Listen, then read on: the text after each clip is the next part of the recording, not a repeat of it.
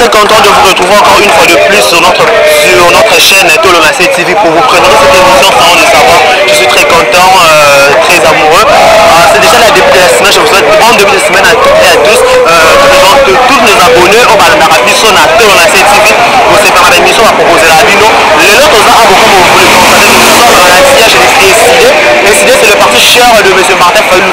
C'est là-bas, mais Martin Fayulu, la partie chère de M. Martin Fayulu décidé. M. Martin Fayulu a été accusé par la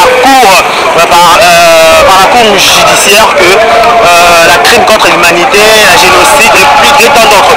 Il était accusé par un maître, son nom ça m'échappe un peu, mais toutefois quand je prends son nom, je vais me le dire. Sur ce, il va se présenter aujourd'hui lundi pour comparaître à sa plainte de l'autre côté de la palais de la justice. Je suis déjà avec un frère de décidé à qui j'ai déjà bonjour. Bonjour monsieur le journaliste. Comment vous allez? Ouais, ça va, semble aller. Le nom c'est? Le nom c'est Waïk Rakoul, colonel anti-taliban. Vous êtes qui dans le parti de Martin Fayulu? Je suis dans Ligue des jeunes, je suis en charge de la mobilisation et en charge du mouvement citoyen. M. Martin Fayulu a été accusé par la cour pour le crime contre l'humanité, la génocide. Quand vous avez appris cela, comment vous avez digéré ce message? En fait, monsieur le président élu Martin Fayulu a été accusé par monsieur Jean-Claude Lufulabo. Monsieur Jean-Claude, c'est ça? Qui est monsieur Jean-Claude Lufulabo? Il est l'avocat de la famille Etienne Tshisekedi. Donc nous comprenons par là, c'est de l'acharnement contre le président élu monsieur Fayulu Madi. Donc nous sommes déterminés. Nous savons que c'est un dossier vide. Nous savons qu'il cherche à tout prix pour mettre la main sur les soldats du peuple, sur le président élu. Nous sommes déterminés, nous irons jusqu'au bout. Et si crime accusé est solo, dimanche matin fait le bon, baby que ba crime wana eza okolo moko te, président élu atinda président élu apesa mot d'ordre basala génocide contre tribu moko.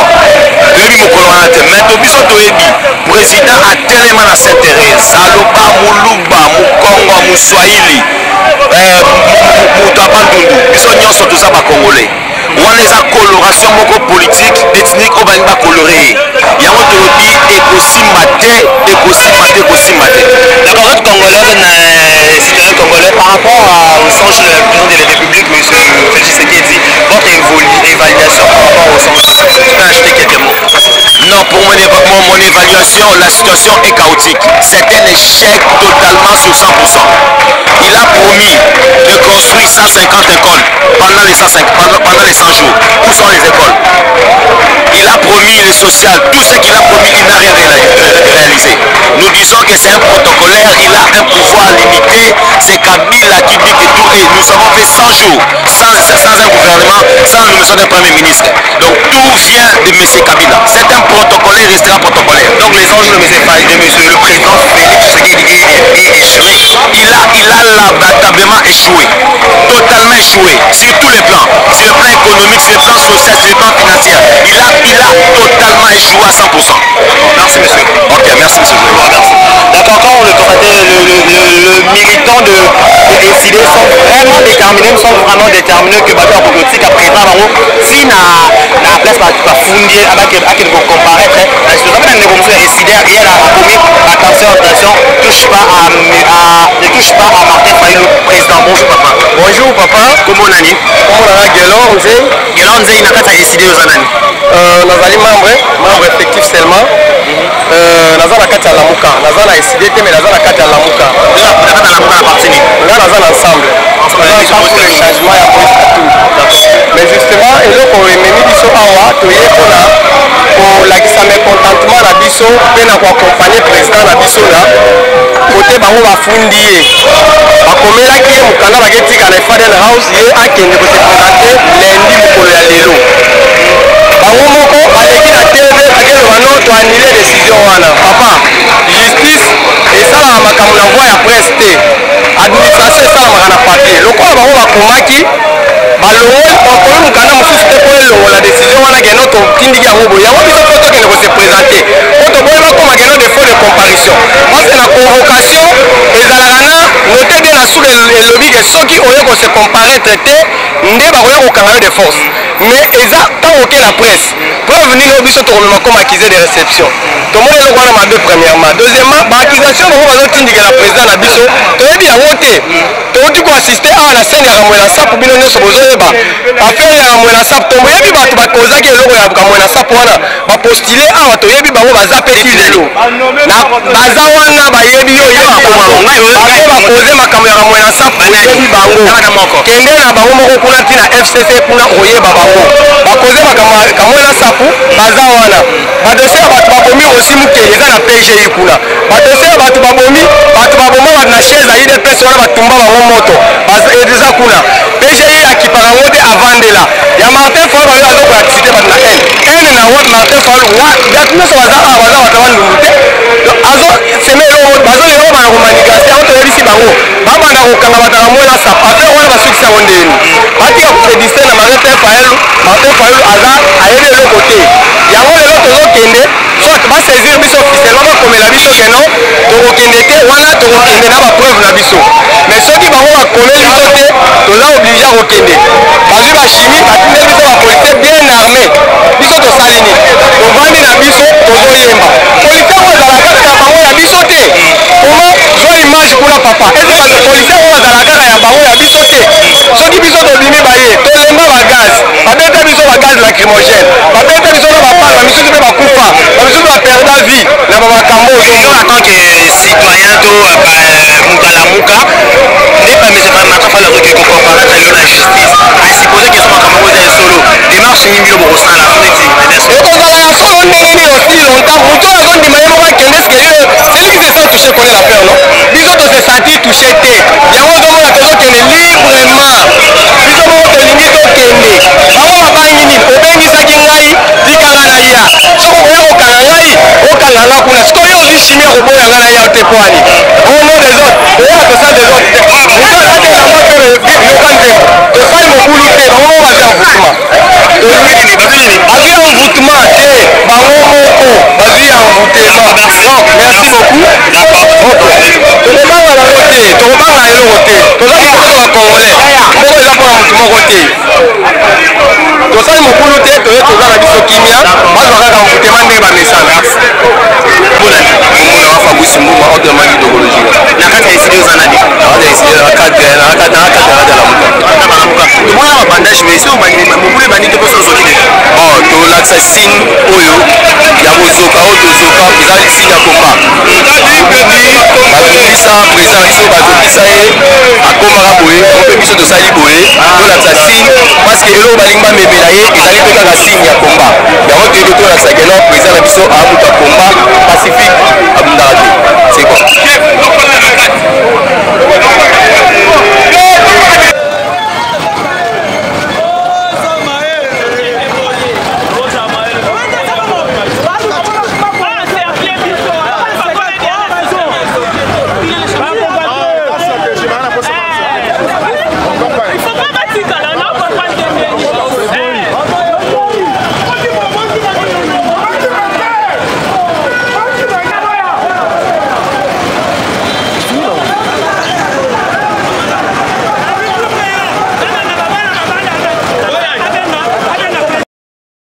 bien voilà, nous sommes déjà dans le sein de Faden House, là où le président, le bureau du président Martin Fayulu.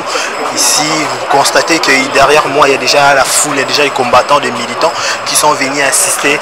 Monsieur, s'il vous plaît, qui sont venus assister le président Martin Fayulu pour l'accusation qu'on lui a accusé de l'autre côté. Je suis avec un combattant de MLC, mais de la Mouka aussi. Bonjour.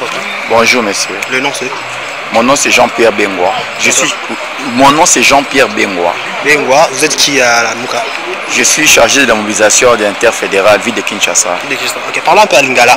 Papa, Lelo, Funda qui M. Martin Fayulu qui s'est présenté dans le palais judiciaire.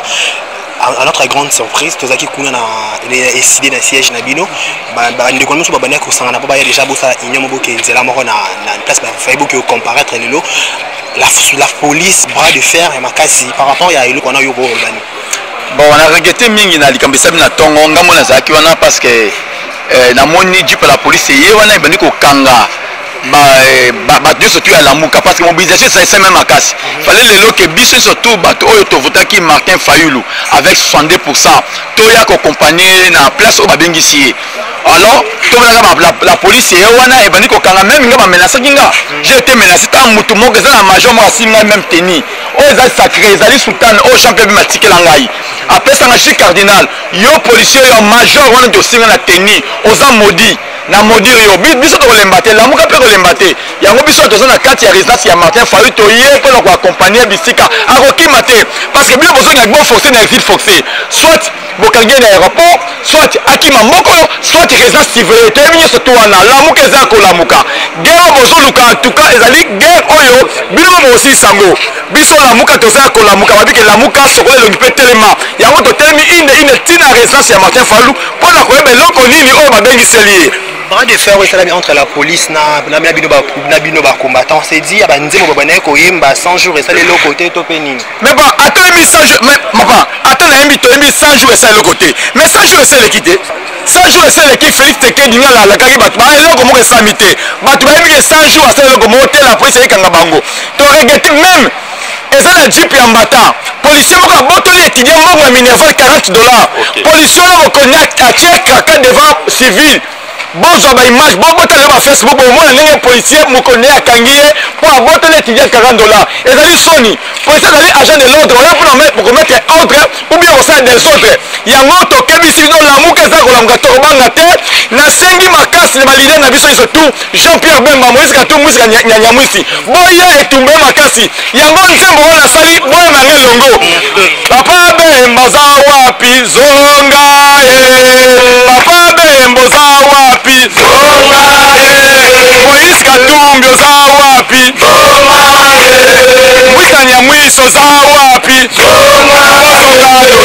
etumbe makasi zonga etumbe makasi zonga Papa Bemba oza wapi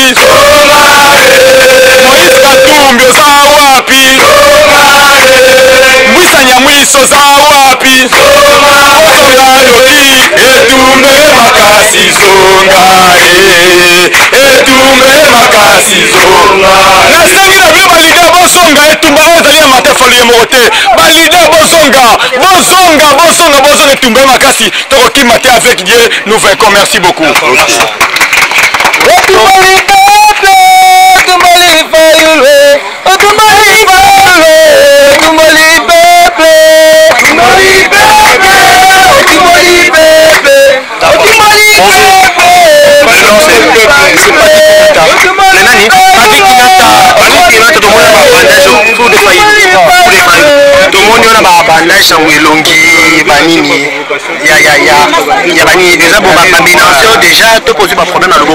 Non, en fait, ça c'est juste le symbole de la résistance pacifique.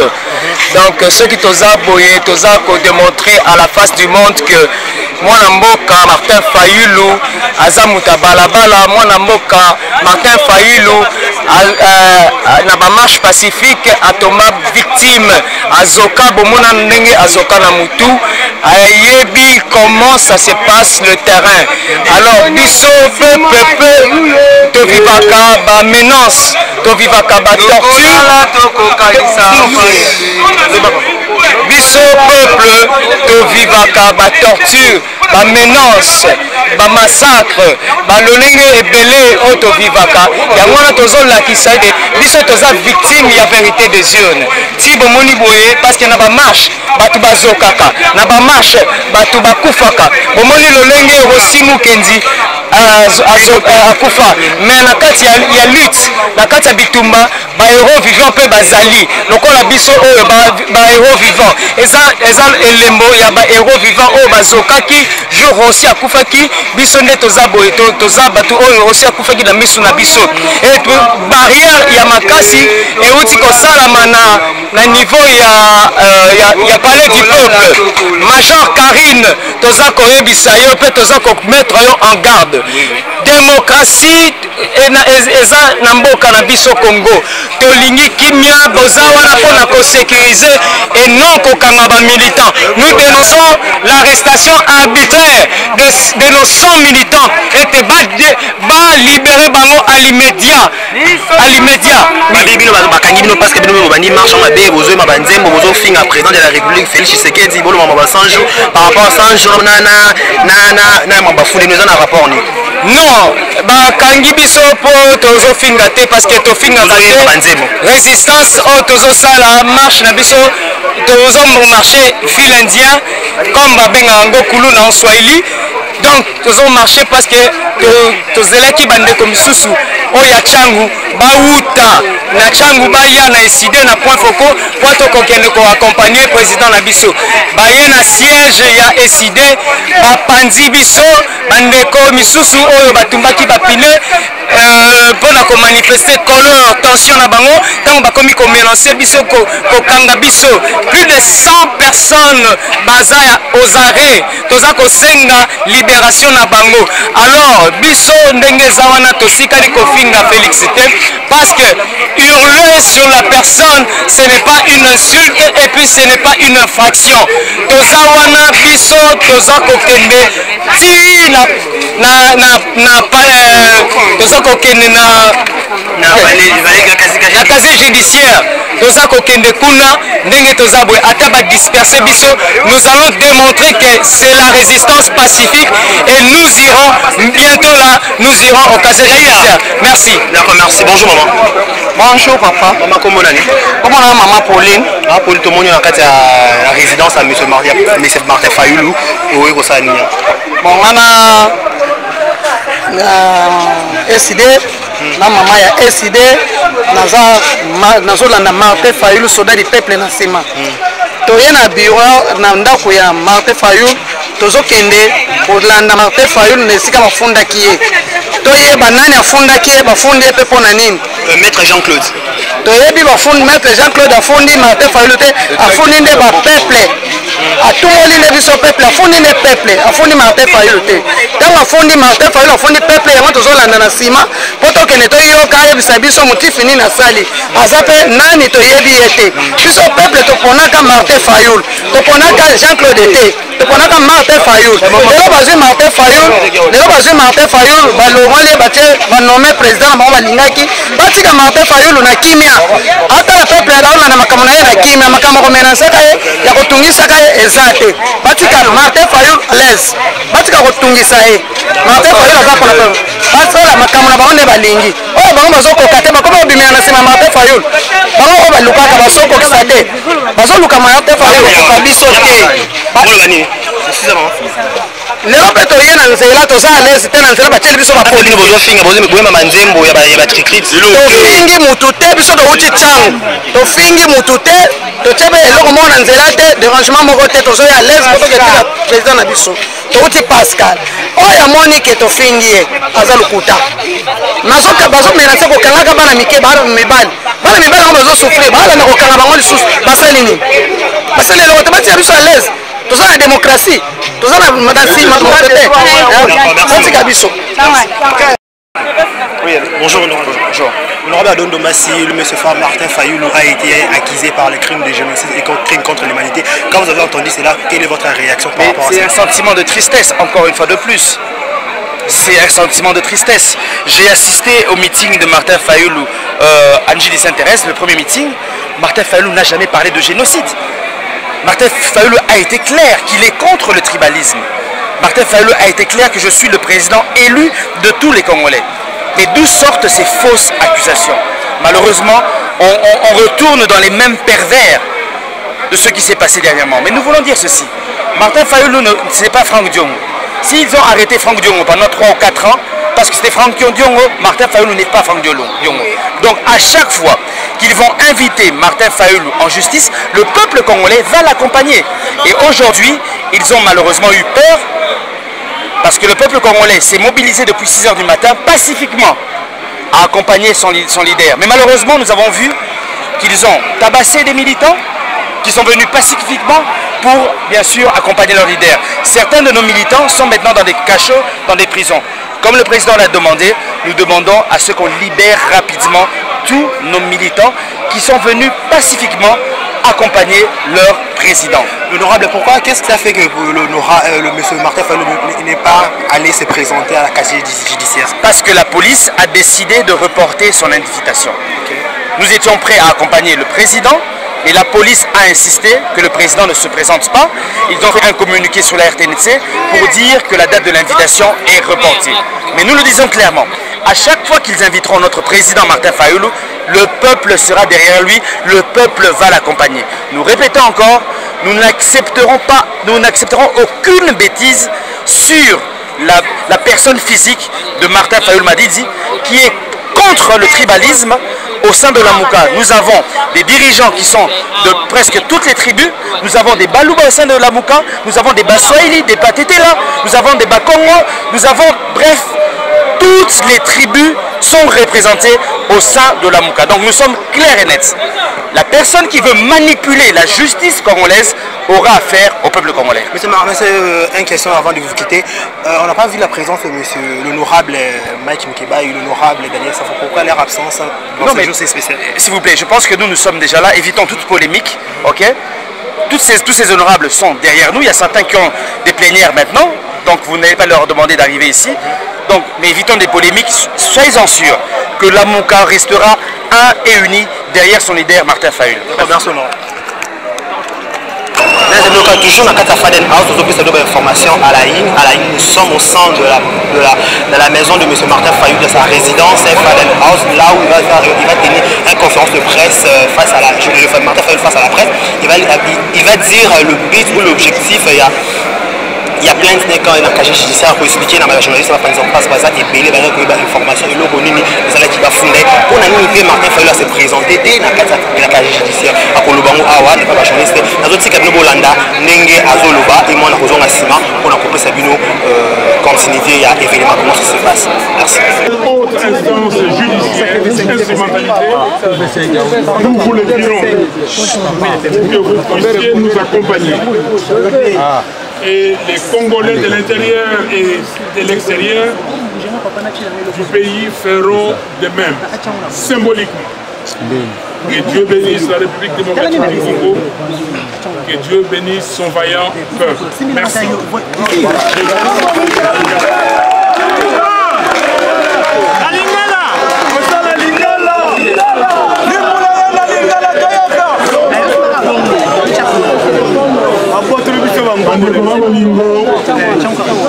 lelo oyo bandeko ya police judiciaire bainvitaki biso tokende kuna mais na bobangi na bango balobi ke ekomi mokolo mosusu biso tolobi na baavocat na biso basuivre dossier oyo ti na suka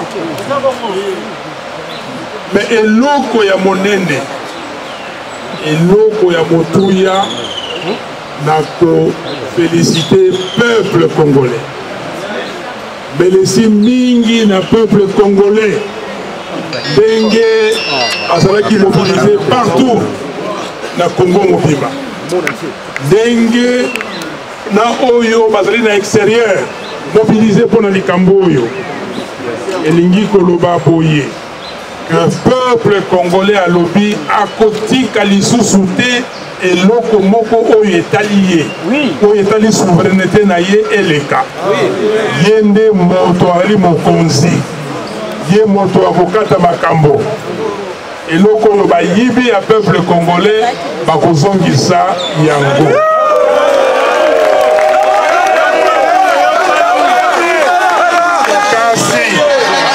kasi toyoki mawa mpona nini parce que armée na police nationale babeti bato bakangi bato bamboki bakangi banzela elingi koloba babotoli bajournaliste bakamera bayibi batelefone ya bato bazwi bambongo ya bato elingi koloba ke baméthode oyo ya régime ya Kabila esili te Kabila azali kocontinue Bololé. Tokolima yango.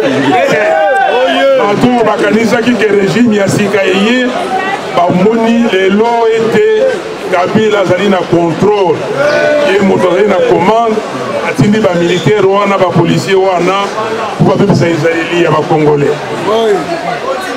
Tolobi boye ke bapolisier oyo bakangi bato balibere bango noki noki. Sikoyo nakoloba na bakongolais boye message na ngai na bacompatriote na ngai ezali boye ya liboso moto epela ekontinue kopela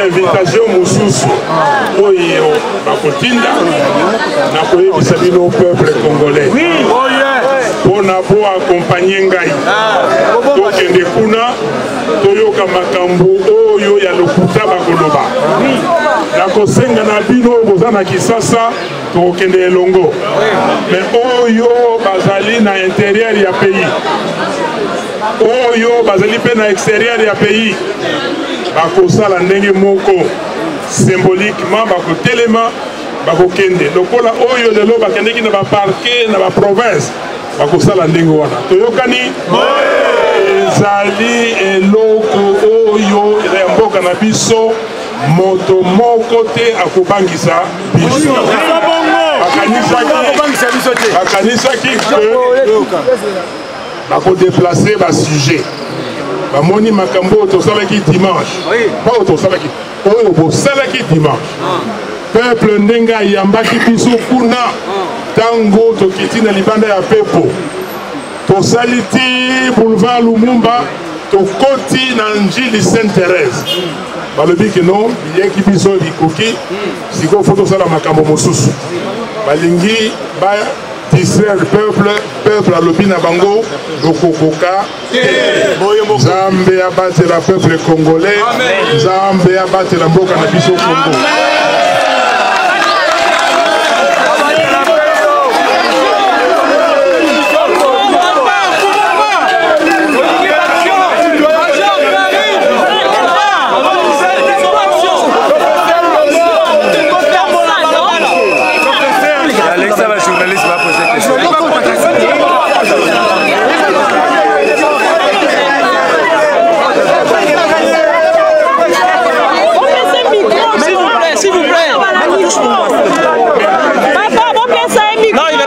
C'est la même chose. Allez, vélo, Mora.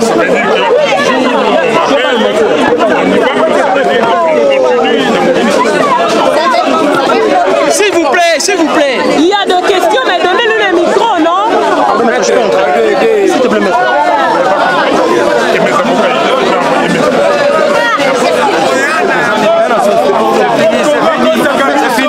C'est fini, c'est fini.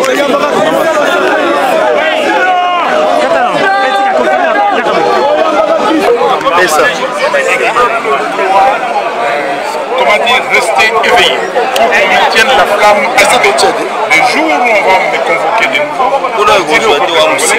maintenant, accompagnement et j'irai avec eux. Et aujourd'hui, que vous lancez ce message de rester vigilant au niveau de la population, vous dites que ça veut dire quoi? Il ne doit pas baisser des gardes. Tout à fait. Qu'est-ce qu'ils doivent faire? Qu'est-ce que vous voulez dire? Qu'est-ce qu'il doit faire? Le peuple sait ce qu'il doit faire. Vous savez, vous étiez en Gilles Sainte-Thérèse le 28 avril. Qu'est-ce que le peuple a dit? Le peuple est souverain.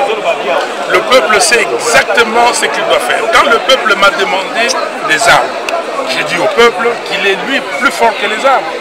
J'ai dit au peuple, vous avez vu ce que le peuple soudanais a fait. Vous avez vu ce que le peuple algérien a fait. Alors, ces kabylistes kabylistes tous, parce qu'ils sont tous kabylistes aujourd'hui, ont cru qu'il y avait possibilité de baisser la flamme par rapport à ce qui s'est passé le dimanche 28 avril, en me convoquant. Ils l'ont fait, j'ai dit oui, je vais y aller. Mais après, ils ont vu quand le peuple a réagi, et se sont ravisés. Donc j'ai dit à ce peuple-là de maintenir la flamme et que nous irons prochainement et que nous allons continuer son combat, le combat à lui, peuple congolais, le combat pour recouvrer sa victoire, le combat pour dire que c'est lui qui est souverain et c'est ce combat de la vérité des cieux. Dernière préoccupation, on vous accuse, n'est-ce pas, de tribalisme et tout ça. Est-ce que vous réfléchissez de quelque chose par rapport à ça? Vous êtes journaliste, vous circulez partout, vous suivez tous mes discours, toutes mes déclarations. Vous avez entendu un seul instant des mots sortis de ma bouche qui peuvent être qualifiés d'incitation au tribalisme. Bon, la cohésion nationale, c'est Mobutu, paix à son âme. C'est Mobutu nous a laissé une chose, et une seule chose, c'est la cohésion nationale. C'est ça. Mais il est déjà...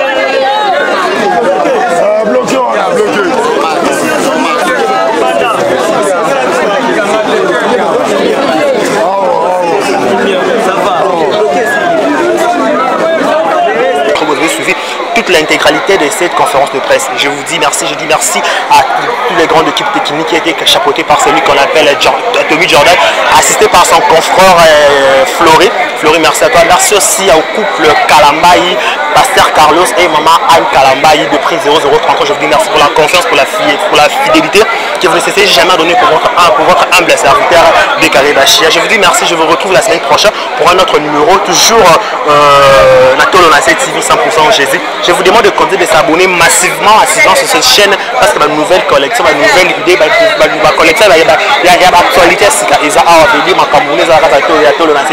je vous dis merci. D'ici là, portez-vous bien et bon sur le programme, sur nos antennes, Natolo Nassé TV 100% Jésus. Au revoir.